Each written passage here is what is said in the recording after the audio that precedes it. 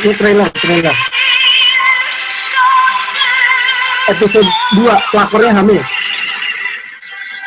Ya udah itu aja. 당신을 만난 거야. 좀 사랑한다. 박용 씨, 나 다니는 필라테스 강사님이야. 시간 되시면 같이 오세요. 여자는 나이 들수록 바디 쉐입을 잡아줘야 되거든요.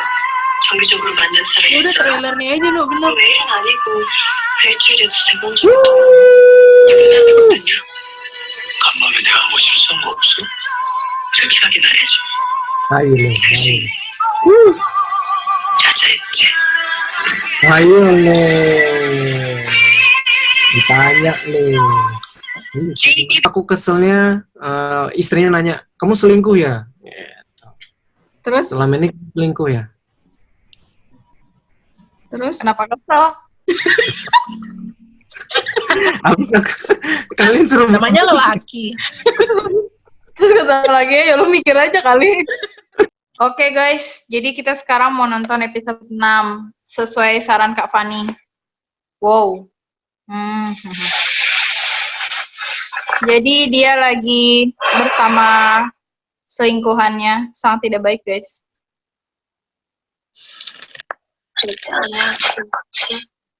Dia selingkuhannya nanya, kita nggak putus lagi kan? Dijawab sama suaminya, enggak. Dia bilang kita selalu bersama kan? Aku jawab, enggak, kalian harus pisah. Bukan aku ya. 하루 종일 네 옆에 있을게. 내 얘기도 같이.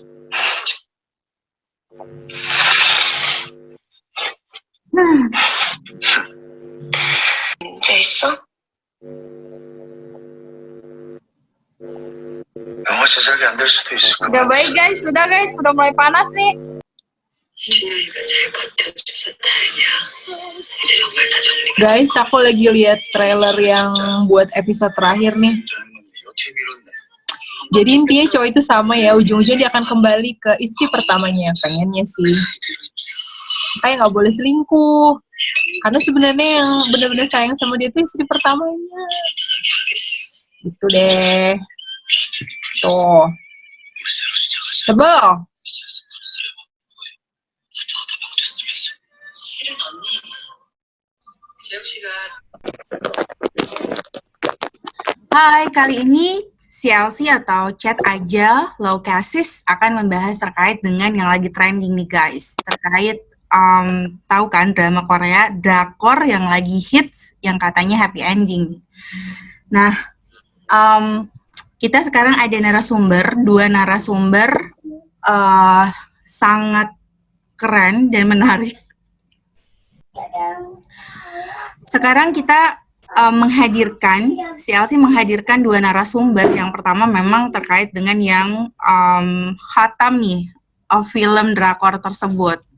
Drakornya apa? Mungkin kalian sudah bisa menebak ya terkait dengan masalah yang ada dalam pernikahan.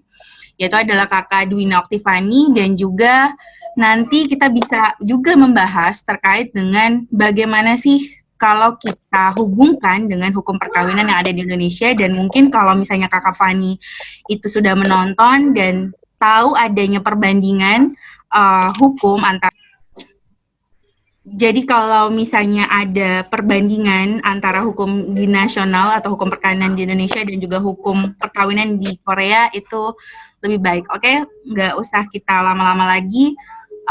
Kakak Fani, sehubungan dengan pengalaman Kak nih yang sudah menonton episode demi episode. Nah, apa aja sih Kak yang kita bisa ambil dari sisi hukum terkait dengan kejadian-kejadian atau plot-plot cerita yang ada dalam drakor tersebut? Dan kalau bisa menceritakan sedikit gitu terkait dengan apa sih drama Korea tersebut menceritakan tentang apa? Silakan Kak Fani. Oke. Halo Kakak Lady, halo semua teman-teman. Aku kalau dibilang aku narasumber kayaknya aku segan ya, karena sebenarnya aku bukan narasumber guys. Yang narasumber nanti adalah Kakak Danu. Aku tuh lebih untuk pemantik nanti, untuk memancing diskusi-diskusi yang hangat Nah, supaya Kakak Danu nanti maksudnya ada yang bisa di-share dari hukum Indonesia, aku akan coba share. Kalau Kakak Lady tadi bilangnya comparative law agak-agak high class banget ya bahasanya comparative law. Padahal aku cuman sebagai penonton aja sih sebenarnya. Dan mungkin buat teman-teman semua juga, viewer-viewer kita, ada sih hal-hal sebenarnya yang bisa kita ambil dari apa yang kita tonton. Tergantung kitanya juga sih. Kayak misalnya kalau kalian nonton tentang ada medical drama, mungkin selain dramanya kalian bisa ambil medical staff-nya. Nah, kalau kita karena kita mahasiswa Fakultas Hukum, berhubung drama yang lagi hits ini banyak kayak unsur-unsur hukum yang bisa kita telaah, ya kenapa enggak gitu kan. Nah, nggak tahu nih, teman-teman sebenarnya udah pernah nonton belum sih dramanya? Dramanya baru kelar sih, baru kelar kayak hari Sabtu minggu lalu, jadi masih hangat di dalam pikiran saya. Nah gitu, sebenarnya drama ini bercerita tentang apa sih? Kalau teman-teman mungkin ada yang udah nonton atau kayak baca-baca review atau recapnya, ini lebih ke tentang suatu perselingkuhan. Nah, jadi kayak ada suatu keluarga yang udah berjalan 10 atau 15 tahun, kayak gitu kan. Terus di tengah jalan pernikahan adalah perselingkuhan dari si cowoknya. Jadi cowoknya yang bernama Silite, ini dia selingkuh lah dengan perempuan muda yang cantik jelita. Nah, perselingkuhannya udah panjang nih, dan kayak udah katanya sih udah 3 tahunan gitu. Nah, ketahuan lah sama si istrinya. Setelah ketahuan, pasti dong istrinya kayak mau ngambil langkah-langkah, ini gue harus secure, gue punya anak 1, gue punya aset 1, karena sebenarnya di dalam keluarga mereka nih, Danu yang tajir banget itu si istrinya gitu, dia dokter sukses, aset semua sebenarnya milik dia, rumah itu rumah dia gitu loh, suaminya kayak quote unquote dibilang kayak cuman numpang lah istilahnya gitu, dia nggak produser kan suaminya, gimana banget, mau kondo ya gitu. Kalau di dramanya kayak gitu, Danu, jadi kayak suami ini kayak cuman istilahnya karirnya ya aja itulah, kayak produser tapi kayak filmnya nggak hits, kayak gitulah maksud aku. Jadi once dia tahu bahwa suaminya selingkuh, tahu kayak dari foto-foto dari handphone sih, kayak dia lihat handphone ternyata ada foto-foto mereka bareng kayak gitu. Terus ya udah dia kayak langsung datang ke lawyer perceraian di Korea sana, terus dia langsung konsultasi gitu. Jadi yang pertama sih kalau misalnya sistem katanya sih dari yang aku nonton di sana, kalau di sana nih Danu kalau mau cerai itu kayak ada masa tenggang gitu loh Danu, 1 bulan. Jadi setelah disubmit ke pengadilan, gue mau cerai ya sama suami gue. Nah itu pengadilan akan kasih waktu sebulan untuk mereka quote unquote pikir-pikir lagi gitu. Kalau di Indonesia gimana sih Danu, ada kayak waktu tenggang atau masa berpikir gitu nggak sih? Kalau di Indonesia lebih ke arah gini, kalau pengadilannya sendiri kita pastinya ke pengadilan agama ya, untuk yang agama Islam biasanya. Pengadilan agama, terus nanti sebelum menjalani sidang, pastinya hakim itu pertama menyarankan untuk mediasi dulu. Nah, justru di mediasi itu, saatnya istri atau suami tadi, kira-kira ada masalah apa sih di pernikahan itu? Kadang-kadang kan namanya orang berantem, ibu rumah tangga dan bapak rumah tangga itu kan pasti ada masalahnya, entah itu karena uang atau nggak pernah pulang kayak Bang Toyib, ya kan, atau tidak bisa memberikan nafkah yang cukup. Nah, alasan-alasan itu yang biasanya nanti akan disampaikan di mediasi, ataupun misalnya kasar, ada KDRT, semuanya akan dijelaskan. Nah, kalau di Korea tadi dikasih waktu tenggang, kayak apa ya, kalau ujian itu dikasih break time dulu, kalau di kita berpikir kalau kita diarahkan ya itu tadi, masalah mediasi itu nggak kadang-kadang nggak cukup sekali, kalau memang dibutuhkan lebih dari sekali, karena memang waktunya terbatas, nggak masalah, itu sih. Jadi memang. Tapi kalau mediasi kita ada jangka waktunya gitu nggak sih, Danu, kayak maksimal berapa lama gitu? Kalau di sana sih katanya maksimalnya kan sebulan tuh. Kalau kita gimana tuh, Danu? Kalau di kita sih lebih ke arah sampai dengan kedua belah pihak memang ini kita udah nggak bisa selesaikan baik-baik, nggak bisa rujuk lah katakan, nggak bisa rujuk, kita harus lanjut ke persidangan gitu. Soal namanya sama lah kayak kasus-kasus pidana ataupun perdata ya, mediasi. Kira-kira kalau perdata kan mau ganti rugi nggak nih? Angkanya cocok nggak? Ya kan, misalnya pertemuan pertama, mediasi 1, mediasi 2, terus yang ketiga ternyata kita udah sepakat nggak ada nih ganti rugi, udah lanjut ke sidang, itu sih. Nah, yang menarik nih Danu, yang jadi highlight di film ini kan sebenarnya di drama ini adalah adanya si quote unquote si perselingkuhan itu. Kalau Indonesia sebenarnya mengenal konsep perselingkuhan nggak sih Danu, atau cuman kayak perzinahan doang? Ada nggak sih konsep selingkuh di Indonesia tuh? Nah, ini yang menarik di undang-undang kita ya. Itu lebih ke arah masalah soal zina ya. Jadi memang yang lebih banyak dilarang itu adalah ketika seorang pria yang udah nikah ataupun wanita yang sudah menikah. Ketika dia melakukan zina ya berarti ya bisa bermacam-macam ya bentuknya ya. Nah, tapi lebih berfokus kepada seseorang yang sudah menikah. Yang jadi lucu ketika misalnya dua-duanya belum menikah, alias kumpul kebo. Nah, itu akan lebih kompleks nih masalah pengenaan pasalnya. Tapi kalau misalnya kita lihat dari tadi drama yang kita bicarakan sebelumnya, ini kan kalau nggak salah memang udah kenal lama kan, pacaran udah lama sama yang selingkuhannya kan. Dan ujung-ujungnya kalau aku sempat lihat ulasan beritanya ya ataupun di sosial media, ujung-ujungnya suaminya bilang emang salah ya untuk mencintai seseorang lagi, ya kan? Dan bisa aja. Kamu sebagai cowok, saya lihat kamu mulai berpihak nih kamu terhadap cowok yang berselingkuh itu, ha? Ya, tapi nanya dong. Bisa ya kayak gitu ya? Ya maksudnya kok berani ngomong sama istri seperti itu, kayak emang aku nggak boleh kalau jatuh cinta lagi? Waduh, kalau di Indonesia udah disambit pakai panci kali ya, mau wajan kali. Kakak Danu nanya dong. Boleh, Mas Diva. Ini mumpung istriku belum masuk nih, ayo lanjut. Enggak kan, kalau aku lihat dari Kakak Fani ya, dia cerita nih kalau si istri nih dia diselingkuhin ya.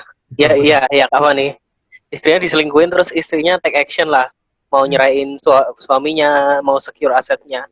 Nah, apakah di sini sama gitu loh kayak di Indonesia? Mungkin kalau di Korea dia emansipasi wanitanya udah bagus ya. Jadi kayak pria sama wanita diperlakukan setara. Nah, apakah kalau di Indonesia itu realitanya juga kayak gitu? Apakah nanti di pengadilan agama jadi bermasalah nih? Soalnya setauku ya kalau di dalam agamaku nih yang boleh nyerahin tuh ya si cowok nih yang boleh nalak segala macam. Ya, itu gimana tuh Kak Danu? Ini nanyanya ke aku atau ke Lina nih? Silakan dijawab Kak Danu. Oke. Nah, kalau di film yang BOM itu sempet kalau nggak salah ya, Van, nanti lu coba bantu cross check soalnya gue nggak nonton lengkap ya. Itu kalau nggak salah ketemu sama pengacaranya, terus pengacaranya bilang di Korea itu yang penting sudah cukup surat kuasa kalau nggak salah. Iya nggak sih? Yang ada adegan yang bilang surat kuasa udah cukup. Terus kalau nggak salah dia itu juga ngambil tabungan buat anaknya kalau nggak salah. Terus istrinya cuma bilang, oh kayaknya suamiku memang lagi butuh banyak biaya deh. Ya mungkin biaya buat bikin film juga, I don't know. Sempat tuh ada cuplikan itu. Nah, kalau yang sebenarnya itu agak-agak entaran sih maksud aku. Jadi setelah dia, mungkin kita itu entaran ya, mungkin kita agak mau dulu ke belakang ke masalah dia untuk memastikan ini suami gue benar selingkuh gak sih, itu dulu nih sebenarnya. Karena kan tadi kayak aku bilang nih, bukti pertama dia tuh kayak cuman ini loh Danu, cuman kayak foto-foto kan kayak gak menjelaskan apapun kan, kayak Danu nih foto berdua sama Fani belum tentu kita berselingkuh kan, ya kan? Maksudnya gitu. Nah sama si lo kita tuh belum nyampe situ ya Allah salah nanya. Nah maksud aku kalau di kita kalau di kita pembuktian orang selingkuh sangat rumit ya, karena lebih ke arah benar-benar tertangkap basah melakukan hal tersebut, digerebek lah. Kalau di Korea sih, kadang-kadang ketika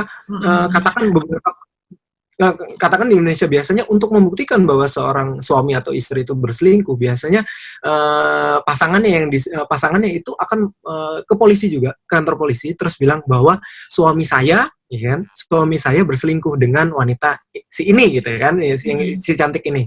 Harus ke polisi ya? Iya dong. Nah, makanya kalau misalnya kita lihat di sosial media atau di YouTube, sering itu kan digerebek bareng-bareng tuh. Nah, digerebek bareng-bareng, justru dengan bukti digerebek bareng-bareng tadi dan juga tadi dibantu oleh bantuan polisi, itu nanti pas ketika sidang cerai itu akan menguatkan bahwa memang sang istri itu diselingkuhi oleh suaminya. Itu sih. Kalau misalnya kita Koreanya gimana Kakak Fani? Kalau dalam hal ini apakah tadi buktinya harus di penggerebakan tersendiri atau gimana? Kalau di Korea sih Kakak Lady sesuai tontonan aku lebih simpel sih sebenarnya kalau misalnya kata si lawyer perceraian ini sih yang penting coba kamu yang paling kuat itu sebenarnya katanya bukti video gitu loh. Bukti video kayak misalnya bisa nggak dia dapetin video mereka sedang melakukan ya you know lah Danu konsep perzinahan tadi sih intercourse yang something. Maaf ya aku nggak pakai sensor kalau mau disensor. Intinya gitulah video-video yang nunjukin mereka kayak you know Ya, melakukan berhubungan itu lah gitu. intinya ya, sedang Kalau misalnya berhubungan. bisa dapat video itu dari handphone si suami, cukup pakai si video itu doang. Jadi karena kan ada cowok-cowok yang memang suka menyimpan video-video kayak gitu kan, Danu ya. Jadi kalau misalnya kata si lawyernya sih dia suggest kalau misalnya lu bisa dapat video itu dari handphone suami, itu udah kuat banget sebenarnya. Tapi lebih dari itu bisa kayak misalnya di-secure bukti kayak pakaian dalamnya kayak gitu. Kan karena pakaian dalam kan bisa dicek. Kita Serius? perlu melanjutkan. Jadi kayak Kira-kira korban maksudnya ini ya, gitu, korban. itu kan dari tontonan yang kita, maksudnya dari film Korea yang kayak Benar. gitu kan. Jadi nggak perlu ada konsep penggerbekan kalau di sana Kakak Lady. Jadi lebih ke bukti-bukti rekaman sebenarnya udah cukup sih Kakak Lady kalau di sana. Itu bagus Kalau sih di Korea. misalnya menyewa spy kayak gitu gimana tuh? Kalau di hukum Korea? Menarik nih Kakak Lady.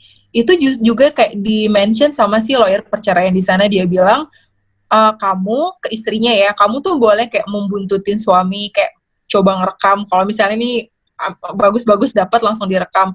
Tapi di sana katanya dilarang tuh Danu kayak kita nunjuk orang atau pihak ketiga buat ngintilin atau membuntuti si suami kita, karena aku nggak tahu ya, mungkin itu nggak sesuai sama hukum privasi mereka, aku nggak tahu. Tapi itu benar-benar di-mention sama si lawyer perceraian si Korea itu. Kalau di kita boleh kan ya Danu ya? Kalau kita nyuruh orang buat ngintilin nggak boleh ya jangan-jangan? Waduh, itu Biasanya sih nyuruh Gojek sih Mbak, suruh ngintilin.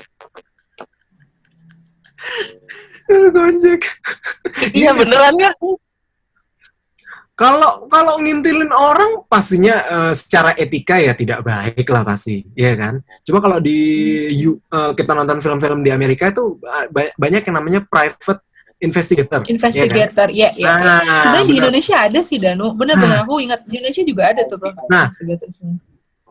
Di Indonesia juga ada, cuma pastinya ada batasan-batasan yang mungkin nggak bisa lebih. Contoh misalnya, katakan memang berbuatnya di sebuah apartemen. Sekarang pertanyaannya gini, untuk naik ke lantai tertentu saja kalau di apartemen harus pakai akses kan. Nah, itu tadi kita sewa private investigatornya bisa sampai mana. Nah, kalau di film yang WOM, kalau nggak salah di istrinya itu kan bayar cewek kan buat tinggal jadi tetangganya kan, yang tinggal di sebelahnya, iya nggak sih?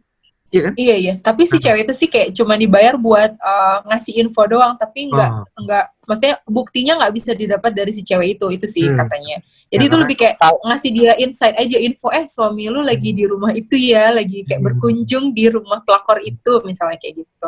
Cuman kalau dari buktinya sendiri sih kata si lawyernya harus dia yang secure sendiri, either dari handphone atau pakaian-pakaian si suaminya lah gitu yang bekas dipakai buat. Kakak Fani, kalau chat-chat gitu nggak cukup ya? Misal lagi sayang-sayangan atau apa gitu.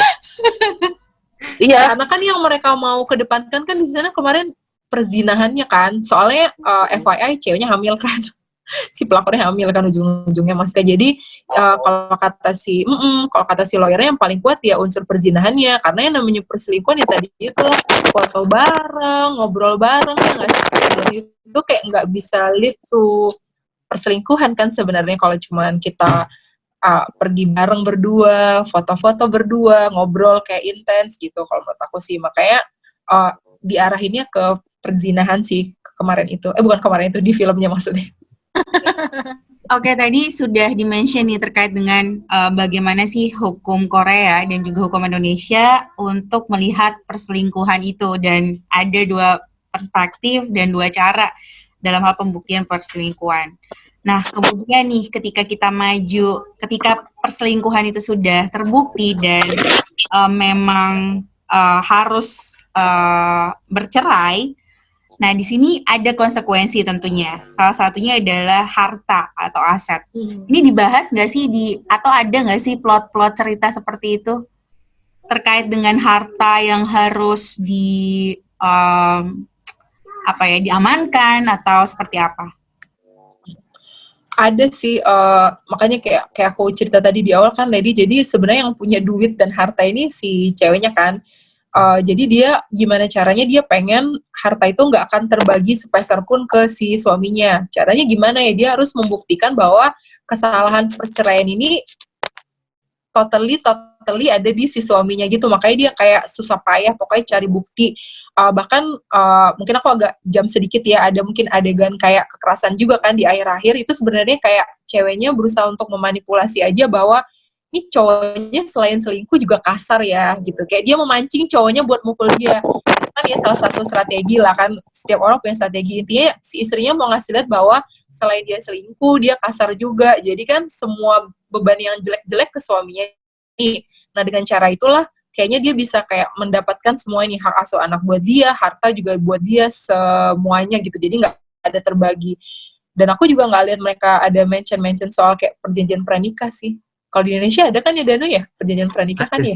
Jadi kalau di Indonesia ini yang paling penting sih. Memang pada umumnya perjanjian pranikah itu sangat disarankan, apalagi buat pasangan suami istri yang memang kalau ketika menikah itu dari awalnya sudah bawa harta sendiri, yang mungkin punya udah punya tanah, ya kan, mobil, macam-macam. Nah, tapi bagaimana kalau misalnya kasusnya seperti kebanyakan yang ada di Indonesia, yaitu sama-sama mulai dari nol. Nah, itu kita di undang-undang perkawinan sendiri ada yang namanya harta benda yang diperoleh selama perkawinan dan itu akan menjadi harta bersama. Katakan misalnya Biva sama Fani, ya kan? Nah, sama-sama mulai dari nol ya, udah senyum-senyum nih. Sama Isa saja boleh nggak contohnya? Janganlah. Oke, ya dari nol. Pakai contoh lain. Misalnya Fani sama suaminya gitu ya. Fani sama suaminya. Fani misalnya punya mobil, suaminya udah punya rumah. Nah, itu kan hartanya harta terpisah, ya kan? Itu nanti kembali lagi kalau misalnya kalian membuat perjanjian pranikah, ketika nanti cerai, rumah yang tadi milik suami itu tetap miliknya suami. Dan mobil Fani akan jadi mobil Fani kalau menggunakan perjanjian pranikah. Yang jadi masalah ketika tidak menggunakan perjanjian pranikah. Katakan selama pernikahan misalnya Fani dan suami gitu punya macam-macam, punya rumah 4 gitu kan, mobil juga 4. Nah, mau nggak mau nanti pembagiannya akan setengah-setengah. Seperti itu sih. Bener-bener setengah-setengah banget ya, Dan? Bener-bener setengah-setengah banget. Karena memang harta bersama. Kalau harta bersama lain sama kalau warisan ya. Kalau warisan kan ada tuh anak laki lebih besar, anak perempuan berapa, nah itu lain lagi. Kalau di perceraian itu setengah-setengah. Karena itu masuknya di harta bersama. Itu sih. Dan itu kayak nggak terpengaruh sama alasan perceraiannya ya, Danu? Nah, tadi kan kayak aku bilang nih, kalau di Korea kan kalau alasannya adalah karena si cowok, ya jangan harap dia dapat apa-apa gitu kan. Makanya tadi si ceweknya udah kayak ngecekin buku tabungannya tuh, dia ke bank, kayak dia ngecekin surat kuasa yang Danu bilang tadi itu loh. Maksudnya dia butuh itu buat ngecekin balance-nya suaminya itu, terus dia punya loan gak di bank gitu, dia punya utang-utang gak, ternyata punya. Nah, makin takut lah dia kan si ceweknya. Kalau di Indonesia sebenarnya alasan perceraian bisa mempengaruhi konsep 50-50 harta gono gini tadi gak sih, Nu? Oke, kalau di proses perceraian yang biasa aku datengin nih, maksudnya jalanin di persidangan, itu pembuktian kayak misalnya adanya KDRT, terus tadi tidak menafkahi, atau yang lain-lain, itu lebih ke arah ketika dua pihak itu suami sama istri rebutan hak asuh anak. Ya kan? Rebutan hak asuh anak, nah itu dikumpul misalnya, suami saya ini suka kasar, makanya saya pingin hak asuh anak itu ke saya. Nah itu dimainkan tuh di situ. Atau misalnya hak asuh anak itu ke saya suami. Loh kenapa? Karena istri saya itu nggak punya penghasilan, ibu rumah tangga aja, ya kan? Terus dia benar-benar nggak bisa ngapa-ngapain, misalnya katakan, ya kan? Nah cuma nanti kembali lagi ke hakim tetap akan bijak. Bahkan kadang-kadang dia akan menyampaikan, oh nggak masalah, misalnya istri tidak ada penghasilan, tapi mantan suami tetap harus menafkahi anaknya tadi itu. Seperti itu sih. Jadi memang pembuktian yang tadi benar-benar dikejar di film WOM itu memang lebih ke arah buat rebutan anak sih kalau anak ya. Karena boleh. Misalnya nih soal harta bersama, misalnya nih mau seorang istri dia punya mobil. Nah, nggak boleh itu, tapi nggak boleh pribadi ya pertanyaannya ya. Oh ini ya, hipotetikal ya, hipotetikal. Iya, ada cerita orang di luar sana tuh pribadi ya, teman itu maksudnya. Mau dikasih liatin nggak rumahnya di depan di situ? Oh boleh. Wah ini ngomongin tetangga nih. Oke. Jadi misalnya dia punya mobil, nah tapi mobilnya cicil. Cicil. Nah, Oke. si cicilan selama di dalam pernikahan cicilannya itu masih terus. Nah, itu masuk harta bersama atau enggak? Itu mana Tapi masuk? dibelinya kapan? Sorry, dibelinya sebelum pernikahan. Belinya sebelum pernikahan. Makanya fungsinya tadi dibikin perjanjian pranikah itu membatasi bahwa ini mobil yang gue cicil nih, katakan yang nyicil gue nih. Ini mobil yang gue cicil, ini mobil gue ya. Jangan kalau misalnya nanti kita udahan, ini mobil cicilan gue, lu bagi setengah juga gitu loh. Nah, itu fungsinya perjanjian pranikah. Tapi biasanya perjanjian pranikah di Indonesia itu sangat sensitif. Bayangkan ketika orang mau nikah pertama kali, tiba-tiba langsung bilang, kita pisah harta ya. Hartamu, hartaku. Padahal di Indonesia, harta suami itu adalah harta istri, sedangkan harta istri adalah harta istri. Masya Allah. Terima kasih pencerahannya di bulan suci Ramadan ini. Tapi Danu, aku mau share sesuatu deh. Aku nggak tahu ini benar atau salah, tapi kalau dikorek aja ya. Kalau nggak salah kan kayak ada peraturan baru yang bilang bahwa sekarang perjanjian pranikah udah boleh dibuat pos pernikahan kan, maksudnya tadinya kan perjanjian pranikah itu harus dibuat sebelum pernikahan atau di hari kita nikah tuh.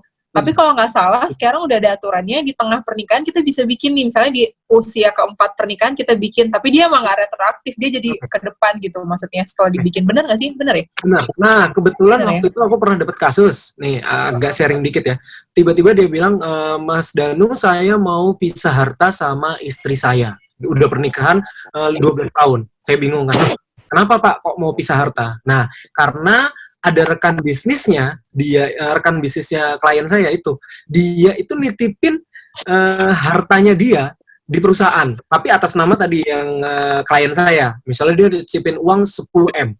Nah, takutnya kalau misalnya terjadi apa-apa, misalnya perceraian atau dan lain-lain, hartanya itu padahal sebenarnya urusannya kan cuma sama klien saya. Cuma kalau tadi nggak dipisah harta, nanti istrinya akan ngeklaim, oh enggak kok, suami saya kan punya harta banyak, padahal sebenarnya itu titipan dari temannya klien saya. Nah, jadi dia pingin di situ ada pisah harta. Tujuannya apa? Biar bahwa memang pisah harta ini dan syarat utamanya istrinya harus setuju ya. Maksudnya istrinya juga tahu, oh iya memang hartanya itu titipan rekan bisnis. Jadi dia oke, nggak apa-apa.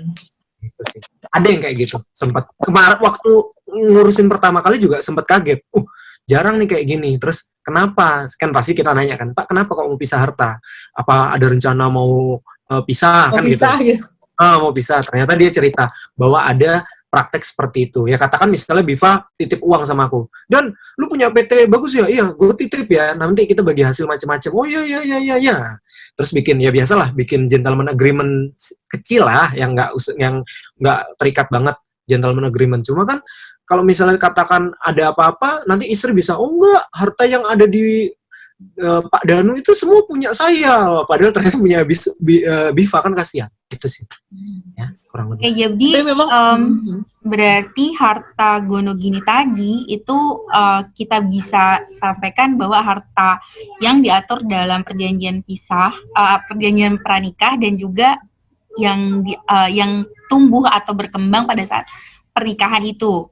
Betul. Nah itu yang disebut dengan yang gonogini itu yang mananya tuh? Apa itu cuma istilah saja orang awam?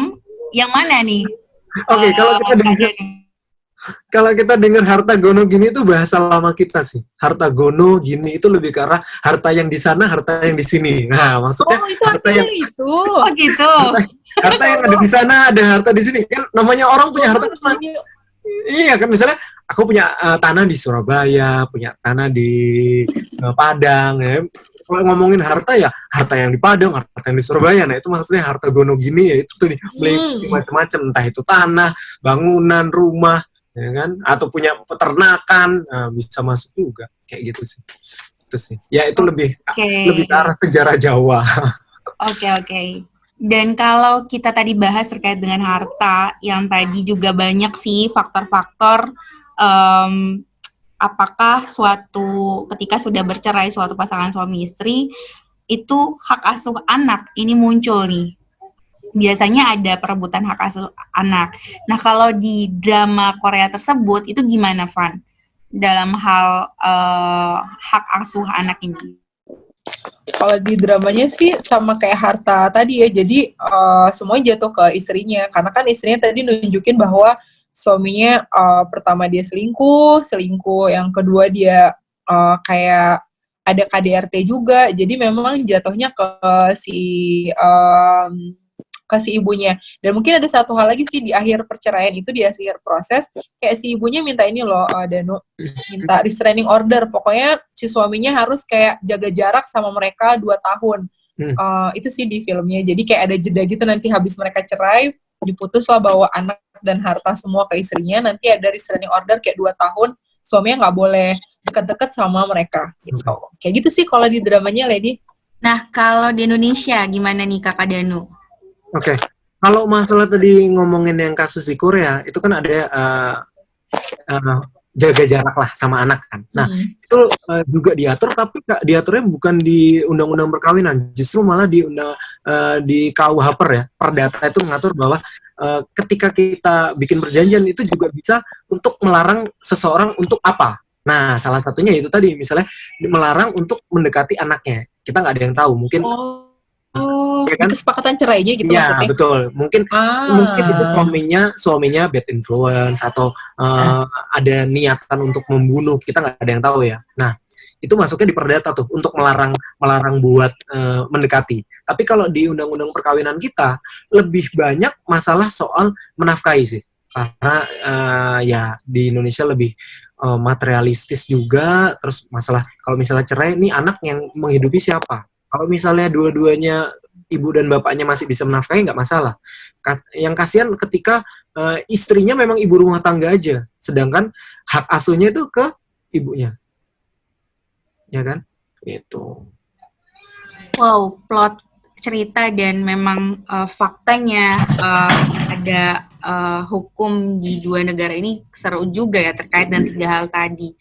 Nah, di sini mungkin terakhir dari saya, tapi mungkin bisa ditambahkan oleh Ises atau Kakak Giva untuk bertanya terkait dengan rujuk nih. Nah, dalam drakor tersebut tuh ada nggak sih Kak Fani, rujuk, kemudian ada terms and condition-nya ketika rujuk harus seperti apa, atau gimana Kak Fani?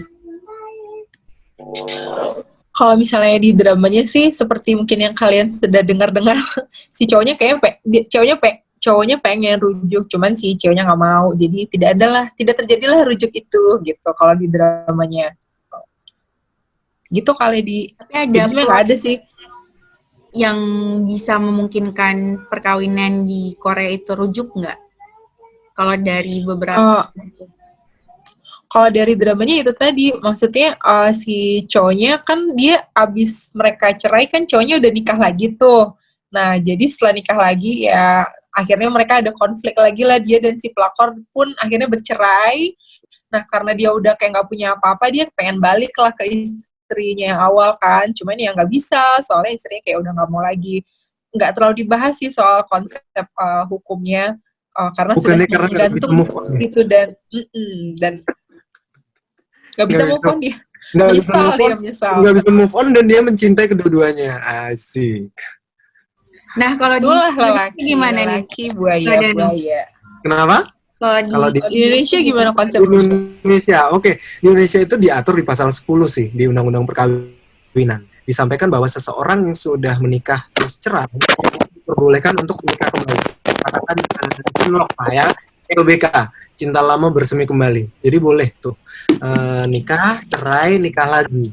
Habis itu kalau dia cerai lagi untuk kedua kalinya, dia mau nikah lagi untuk ketiga kalinya berarti ya, ketiga kalinya. Jadi kalau tadi the second chance, ini yang third chance udah nggak bisa. Karena di undang-undang ini sebenarnya ya, jadi lebih ke arah kayak lu udah sampai 3 itu lu udah kayak main-main sama apa ya, sama agama, sama undang-undang, bahwa lu udah dapat kesempatan kedua untuk rujuk, tapi kok tau-tau cerai lagi habis itu rujuk lagi, mau lu apa, kayak apa ya, bukan sesuatu yang bisa masuk di logika kita.